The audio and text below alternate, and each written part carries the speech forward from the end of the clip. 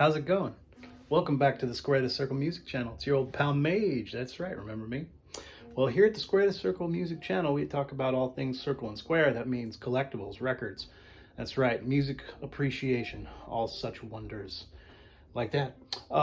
So, hey, normally this time of the week is when I like to kind of highlight the things I found throughout the weekend and the previous week. Little gems scattered throughout the valley, throughout the land. And this was especially a very fantastical week for this guy here in the Willamette Valley. All sorts of wonderful things happened to me. Well, primarily, one really good thing happened to me. I was able to strike up a deal. You know how I like to horse trade. I consider myself to be pretty good at that sort of thing. And I've been able to, do the collecting thing on a scale of, pretty cheap wise because of my savvy, if you know what I mean.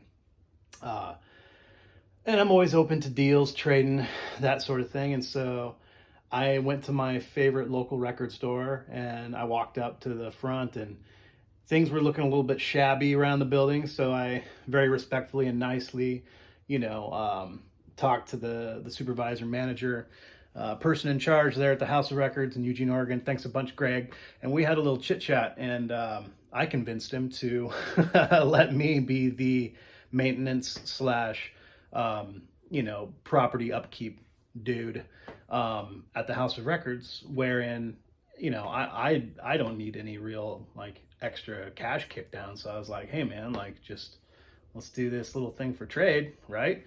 And so I spent 3 hours on Sunday morning kind of doing what I love, like gardening in all reality. And I came away with a $200 trade credit at my favorite local record store. Ha! I win! So, all that aside, that long-winded story, I'm just super excited about the fact that all I had to do was trade some landscaping expertise, and just some kind of, elbow grease for fucking $200 in record trade. And that's going to be a regular thing. I'm going to be his maintenance man, as well as, groundskeeping. So, yeah, I mean, I'm not going to say easy payday, but it's the kind of work I'm accustomed to because I've been busting my hump and, I've just been a blue collar schmo my whole life. So I know how to drive a fucking shovel, and a wheelbarrow real good. And I get the job done quick and easy and efficient and everything looks tits on Ritz when I'm finished with it. So, yeah, it was 2.5 hours out of my morning. And he's like, how's $200 sound? I was like, you're the man, buddy. So I walked away with a giant pile of awesome shit, and I wanted to share that with you guys. Piled on top of what I normally do, I talk about my my junk store, shenanigans or whatever throughout the week, and I have a few of those too. So it's going to be just kind of a mixed bag. It's a deluxe episode edition. You're getting my mini record store haul, and also some salt and peppered with some hits from the Thrift, if you know what I mean. So thanks again for joining me this evening, folks. We're just gonna kick back and enjoy it and have a great time. First on the list, I found some compact discs. I always pick up now because now they're the dollar stuff, and a lot of times they're clean as a whistle, and I can collect old stuff that I threw away a long time ago because it was thrashed or smashed or whatever the fuck. And now I'm getting to buy all these for $1 again. And I love the fact that they're clean. So it makes me happy. This is one that I just recently bought the first part too, because it reminded me of 6th grade. And I forgot that there was a part 2 to this. Guns N' Roses also released Use Your Illusion 2 when they released the first one back in 91, right? So this had to have been 92, or maybe it was just later the following year. But yeah, when I was in the 6th grade, of course, this album and its predecessor were top of the charts, all over MTV, all over everyone's radio, and I don't know, I liked it a lot. I liked Appetite for Destruction as well. So now I have Use Your Illusion 2. This one's got it's got a few bigger hits, doesn't it? Knocking on Heaven's Door, that cover.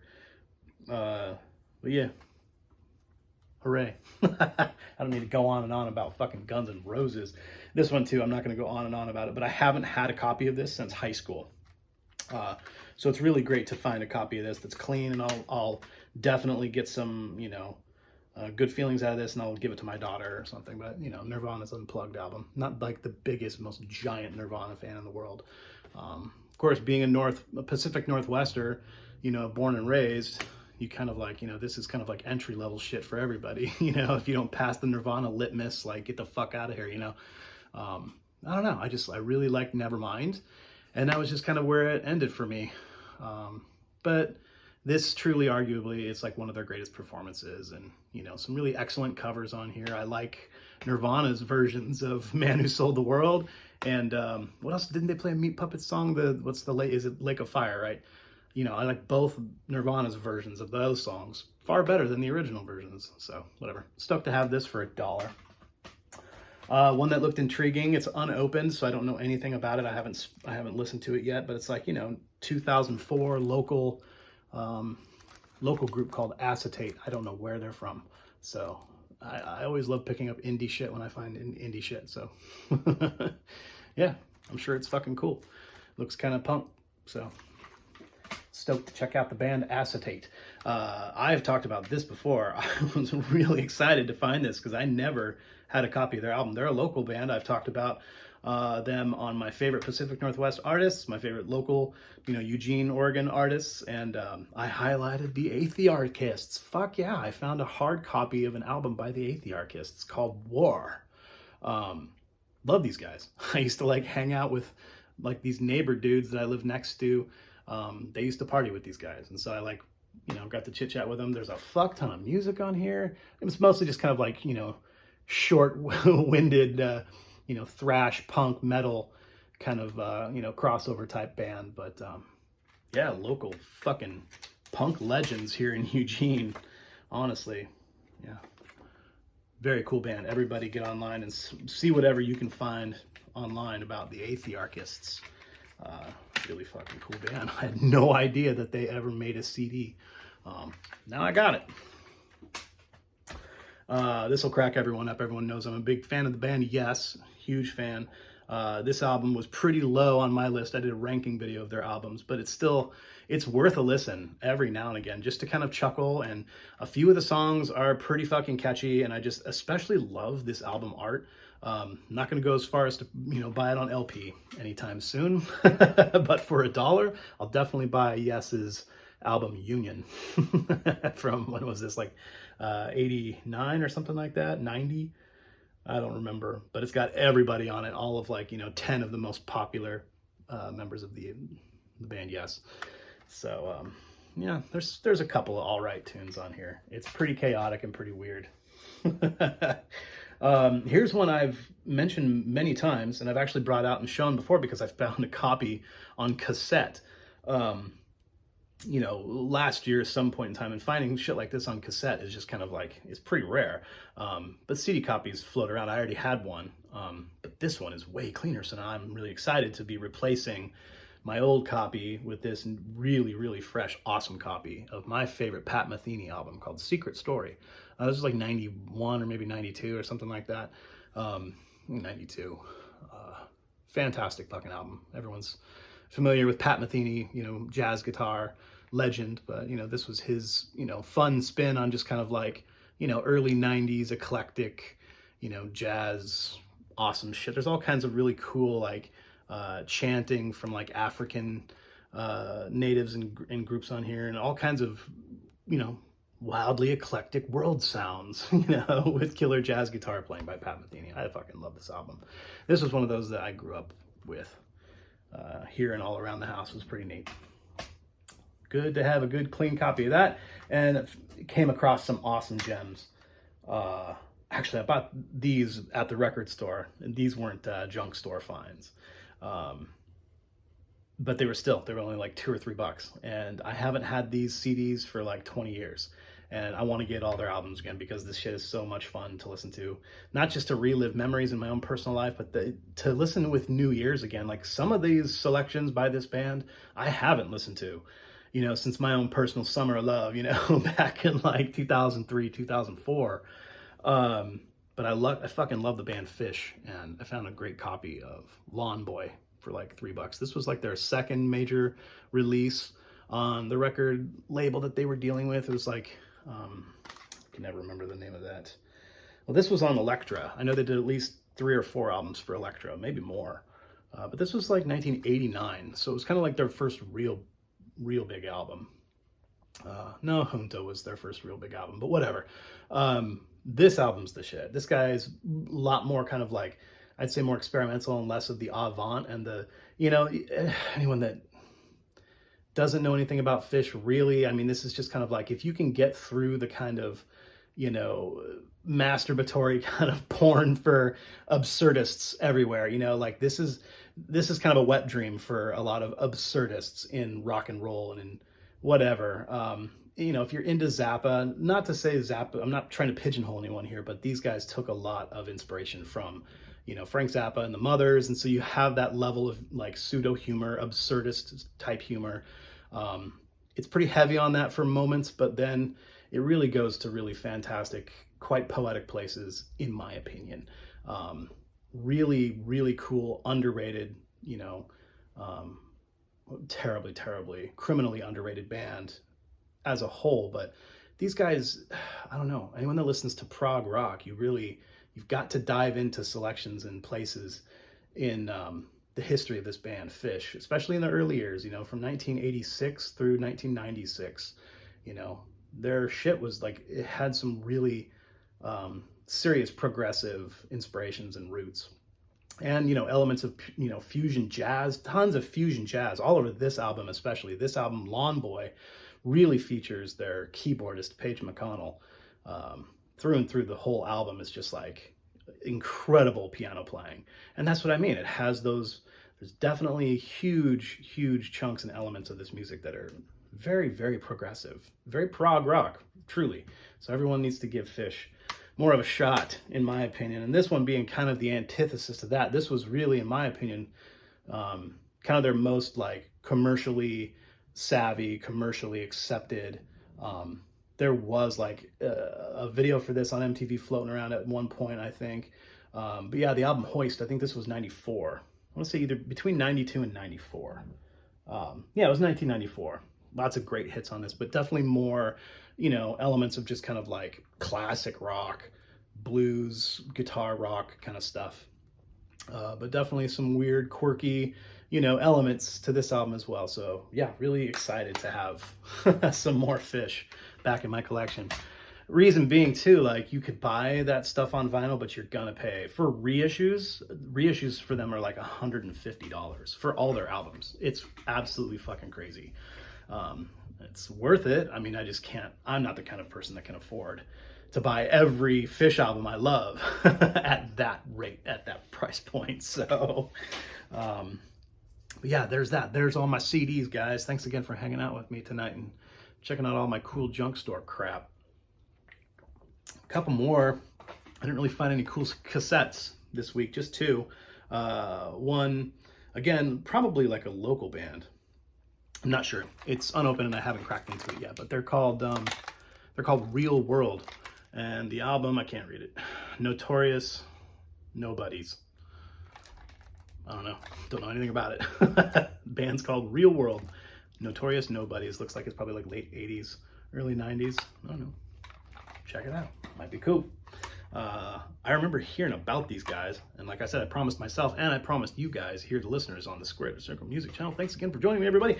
I promised you all and myself that I would start really hard, like trying really hard to get into like hip hop and rap, whatever, hip hop culture, and just try new things, and also lots of like R&B and funk and soul and stuff that I'm just really totally not familiar. I'm far more familiar with like funk and soul and stuff than I am like R&B, rap, hip hop.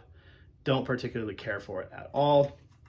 But I remember this from like the early 90s, the Funk Junkies.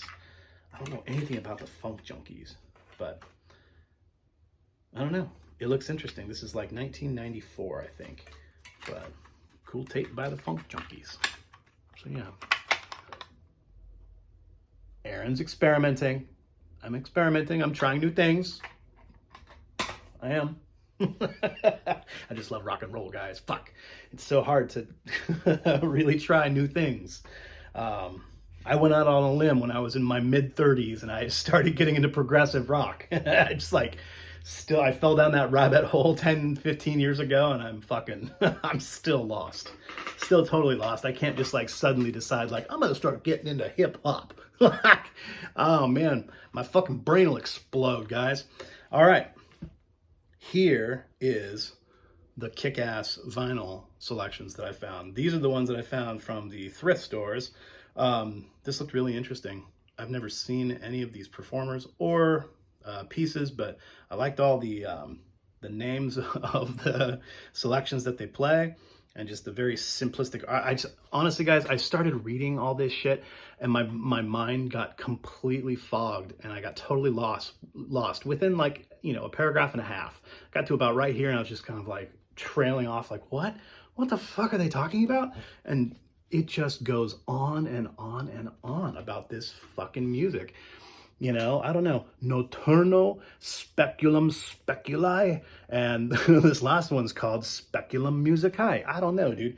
It just seemed really fucking interesting. And when it's a few dollars and it's absolutely, you know, in perfect condition on that None Such label, I trust the None Such label. I like all kinds of like interesting classical and folk and world music, all the shit that None Such put out, you know, throughout the 60s, 70s, 80s. This is like an early 70s release. So I fucking honestly have no clue what this is gonna be like, and I'm kind of excited.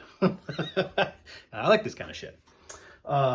Again, you know, I mean, there's obviously tons about, you know, classical music, contemporary, symphonic, all that stuff that I don't know anything about because it's so, you know, grand in scope, all of it, between the classics, the very, very classical, and the modern, you know, classical, the contemporary guys. I don't know. I didn't recognize one fucking name on this album, but it caught my eye because the art is gorgeous. And I'm in the habit of buying interesting classical pieces because I love the art on the covers and everything about this, not just the, you know, the oil on canvas, but just kind of like, I don't know. I love the hue of it and the tone of purple and just everything about it, the presentation and the gloss, and just like, I'm a fucking weirdo. Whatever. I buy shit for the art. And, you know, when it's sparkling clean, I don't recognize any of these names. Nono, Fukushima, Berillo, Lehman. I don't know. I'm excited. My tastes are changing. I'm getting older. Bought this because I love this style of art. And these ones are always kind of interesting and fun to listen to. More kind of contemporary classical and stuff like that. But I love this series of like these different record companies. This was Crown. Crown Records released this. And just the really awesome, I don't know what the type of art you'd call it, Art Nouveau, or I don't fucking know. But just that really stark, you know, interesting type of art that these classical, you know, albums and these companies were doing like in the 50s and 60s. And, true inspiration and impetus, you know, you could say, for that record label that I love so much called El Paraíso, out of Denmark, out of Copenhagen. And they use this art style, just the, like I said, the really stark, and it's all just, you know, looks like interesting logo art, lots of just circles and squares and basic circles and squares, you know, that's my jam, that's my thing. And I just love this fucking art so much. And so I honestly only bought it so that I could just like put it in a frame and display it because I'm into that kind of shit. I have that other one. Oh, yeah. I was just looking at this the other day. This is that other one that I have. This, you know, I'm a drummer, I'm a percussionist, and I just love this fucking art style. And so, yeah. I bought it because I love it. And a couple more junk store finds. This one, I've listened to this before. I just haven't had it in my collection for a while. John Renbourn, guitarist, kind of interesting, hippie, kind of old world style, you know, Renaissance in a sense. But yeah, Sir John a lot. It's got some stupid long title, but I remember kind of liking this. So it was cheap. It's in excellent condition. I picked it up again. So yeah, John Renbourn. Real cool. Never seen this or heard of it. I had to research it a tad bit just to see if it was going to be worth, you know, $4 or whatever I spent for it. It's really fucking clean. Looks like it never really got any play. The Siegel Schwall Band. I've never heard of the Siegel Schwall Band. Looking forward to some kind of like honky tonk Chicago blues rock, kind of early blues rock kind of stuff. Looks to have been released probably very early 60s. I don't know. And it's credited, they wrote the majority of their tunes, these guys in the band here. I looked at all of them. It's all pretty much original material. They look like super cool cats. So yeah, I'm excited about it. It just looks great too. It's a great looking album. Bunch of Fonzies right there. Stoked about that. Oh yeah, the last one, I forgot about this. This is really fucking cool. This is right up my alley. And yeah, just the last of my junk store finds for this episode, guys. This one was exciting. The group, I'm assuming, called Peru Inca. Peru Inca. El arpa, la guitarra, el charango, y la quena. Awesome. Fuck yeah. Look at this art. What's the album called? Vivanco. Yes, Peru Inca plays Vivanco. Oh, I don't know. I love this kind of shit. Yeah, Peruvian wood flute, Flight of the Condor shit. Look at the art is so fantastic. That's what drew me to it. Super fucking cool. But I also do love this type of music. I really do. That Andes, you know, pan flute shit is fucking fantastic. Super stoked about that. Well, yeah, there's all my junk store finds, guys. Here it is. Here's the big pile up. Honestly, guys, I'm shitting my pants here. This is so fantastic. I'm so excited because I went earlier today. I did all that work I was telling you about at the beginning of the episode. I did all that work for Greg at the House of Records on Sunday morning. Today's Monday afternoon. So I came in this morning. He does new arrivals Monday mornings, so you get a lot of great used records for great prices. And I did that work up for him, so I had like this $200 credit burning a hole in my pocket. I went to the new arrivals thing just this morning. I grabbed up all those fuckers. I brought them home. I had a bunch of other stuff to do today, like run errands and just kind of like, you know, kids it's their last week of school, so things are kind of hectic crazy. I went to the record store first thing this morning and did all that, you know, all that buying, and then brought the shit home and dropped it off so I didn't leave it in my car all throughout the day. And I honestly forgot like half the shit. I totally forgot half the shit I got because it was all just impulse shit. Like, you know what I mean? Like, I just worked for a few hours. Like, there's nothing on the line. I just totally impulsively just grabbed all this shit that I've been wanting or that looked interesting, you know, and that's like, oh man, this little addict within me is just kind of like, I live for this shit. That's so awful. I'm just walking around the record store, just shaking, just all triggered and shit. It was a fun day, like kid in a candy store. You know what I mean? That's truly how I felt today, just having like $200 in a trade credit burning a hole in my pocket. And I was just clicking my heels all the way down the street. I'm going to the record store. Yeah.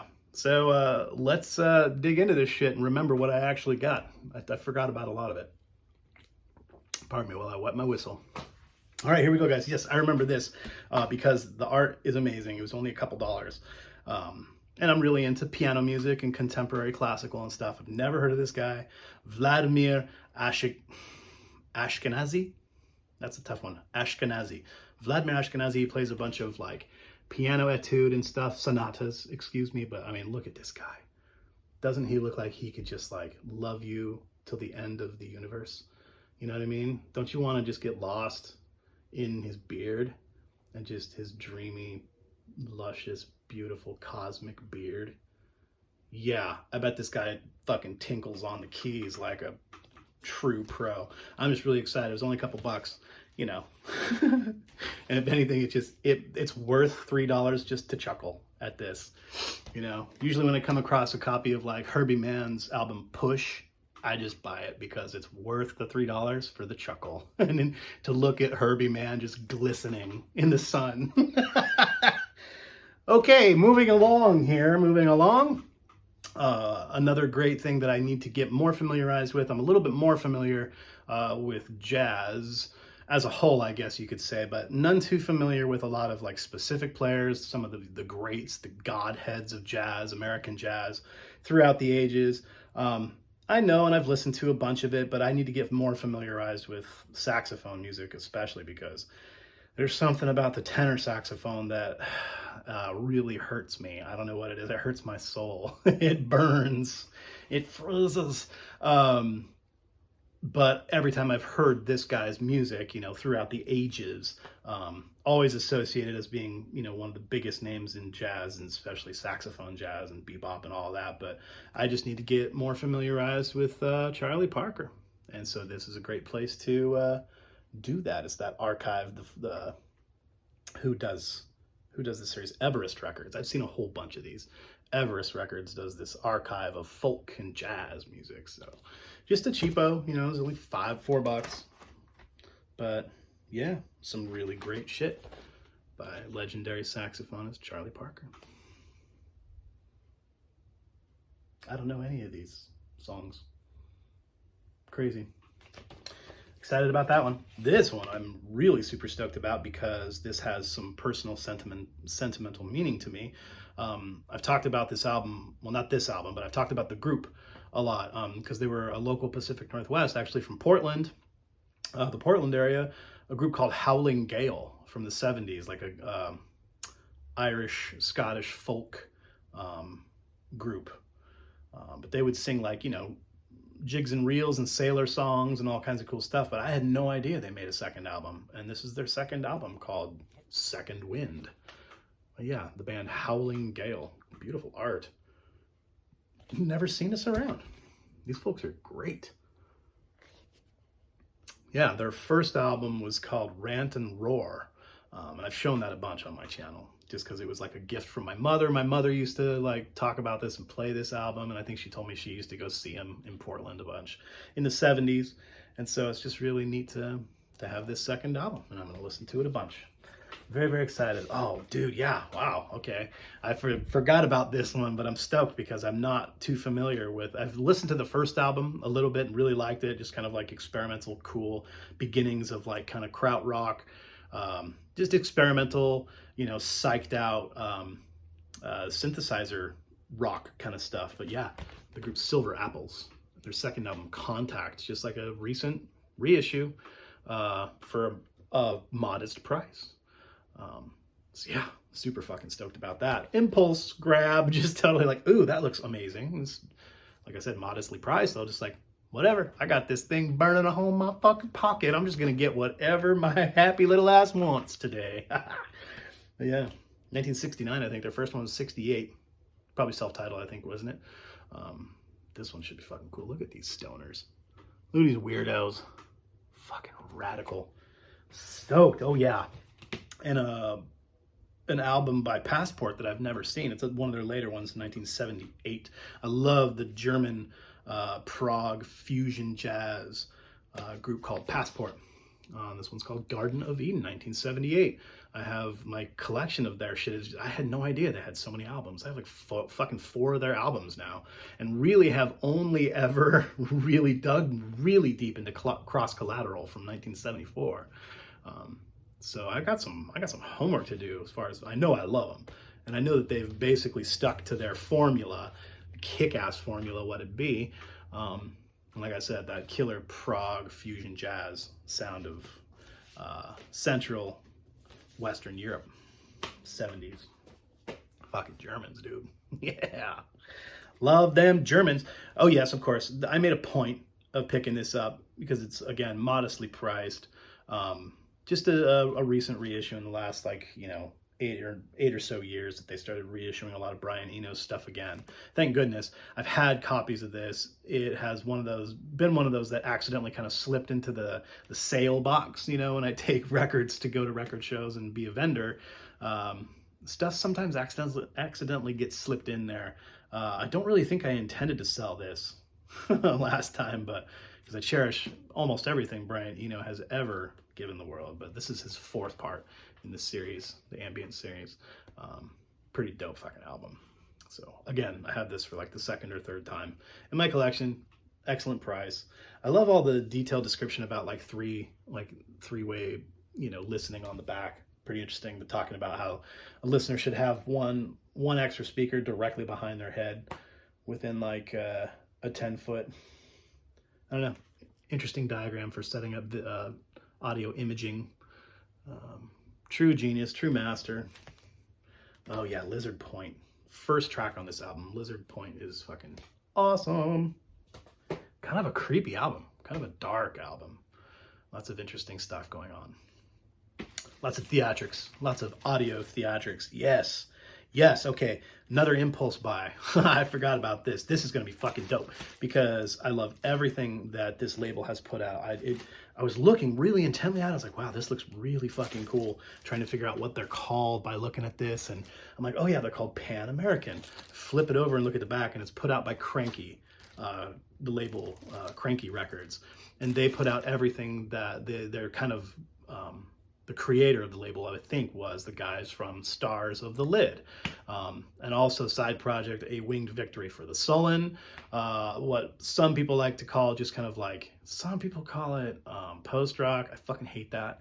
But no, it's ambient, ambient drone, electronic music. And I'm hoping that this is some more of that style from that on the Cranky label. But yeah, the band's called Pan American. Really hard to really decipher what this album or this group is going to be about. Everything on the back is,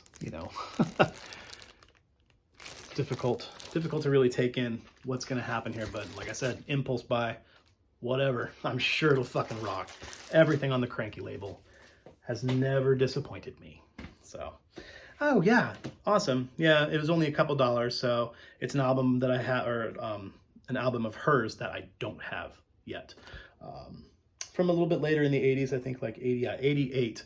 I have seen it around, but I'm excited to get intimate with it. I love Liz's story. I've talked about Liz's story a whole bunch. She's a fantastic pianist. Jazz stylings and all sorts of wonderful playing. So, yeah. Only a couple bucks. I love me my tinkle tunes. I love my tinkle tunes. Oh, this is going to be great too. I looked long and hard at this and I was like, ooh, this is going to be fucking cool. It's titled Fantasy in Orbit. Round the World with Electronic Music by Tom DeSevelt. I've never heard of Tom DeSevelt, but it looks really intriguing. I fucking love the art. The art is gorgeous. You turn it around, you're like, oh, what's happening? It's one of those ones where you have to like, you do the flip. Fantasy in Orbit. This is fucking gorgeous artwork. It's worth it. Worth it just for the art. I'm sure this is going to be fucking awesome. I love this kind of shit. Thematic space electronica. It's going to be cool. Very excited. Oh, only a couple left, guys. Thanks for going on this journey with me. It's like my giddy, like, middle of the year Christmas for me. Yeah, all I got to do is like, fix pipes and do some landscaping around the property. And hopefully this turns into something that I can do like, once a month, basically. Most buildings that are 100 years old need monthly maintenance of constant upkeep. So this might turn into a really fun, lucrative little adventure for me. When it turns into free records. Shit's getting real. Super stoked about this. Have always wanted, this wasn't the album that I've always wanted, actually. I've had one of these albums on my want list for fucking years. It never pops up in my favorite local record stores here. But that German group Popol Vuh, I've always wanted that Agape Love album. And I saw it years and years ago and I didn't buy it for some fucking reason. It was like maybe 4 or 5 years ago. It was like $35 and I was like, no, not today. Now I can't ever find it, but this will be awesome. Double disc. Album's called Spirit of Peace. Spirit of Peace by Popol Vuh. German, like experimental, kind of like, I think they're more kind of post-kraut rock. More kind of like an experimental, I guess you could describe it, sound. Just experimental rock. Oh yeah, that's right. They do a series of compositions on here for a Werner Herzog film. I think they've done other film soundtracks. Anyway, but yeah, very excited about this. Very intriguing. I've only ever, the stuff that I've listened to by Popova, it's just come across like on my Pandora station. Every time I hear it, I like run to my phone. I'm like, what is that? Who is that? And it's fucking pops up all the time, and I'm always just like enamored. I'm just enamored by it. So I got a copy of some shit now. I'm stoked to be getting into listening to that. And this was my biggest one because I've been wanting this forever. I actually had no idea they had it down there. I've been kind of like holding out to come across an original pressing, like we all do. We just kind of like, oh, you know, I'll wait for it to come to me organically, and one day it'll be at the House of Records, and it'll be a reasonable price for a original pressing. But now those don't fucking come around, original pressings of this. So I just got like a recent reissue. It's on like split fucking colored vinyl, and it was fucking expensive. I couldn't believe actually how much this was, but I'm really excited to finally have this in my collection. Killing Joke's first self-titled album from 1980. It's fucking awesome. Everything about this album. It's a really fantastic album.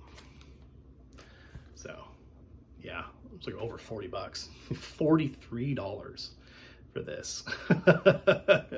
Yeah, it's pretty desired, obviously. It's fucking amazing. It's really fantastic. Spine Farm Records. So yeah, that's it, guys. That's my exciting haul for my you know, slave labor for records. Break my back for records. Yeah, I'm just kidding. It was really fun. I love gardening. I garden for a hobby, and I actually do like landscaping kind of as a hobby. It's kind of fun. When I used to have to do it for a living, I was miserable, but you learn some really fantastic skills, and you can turn like every little place where you live and every little part of your life, and you can do it for your friends and your family, and you can be like, yeah, I'll build you this, or I'll help you make this, and I'll do this for you, and you're my friends and you've always been nice to me, so yeah, I'll do this building maintenance for you for fucking free records. Super excited. Thanks for hanging out with me, guys. That was my kind of like super deluxe edition episode from Tales from the Thrift, and also my cool up and coming happenstance new side gig, my new side hustle. So maybe I'll start another new series that I'll just title, you know, Side Hustles and whatever. Yeah, now I'm just spitballing here, guys. I love you very much. I want you to be good to each other, be good to yourselves especially, keep your records clean, and peace be with you, motherfuckers. And we'll see you next time here on the Square to Circle Music channel.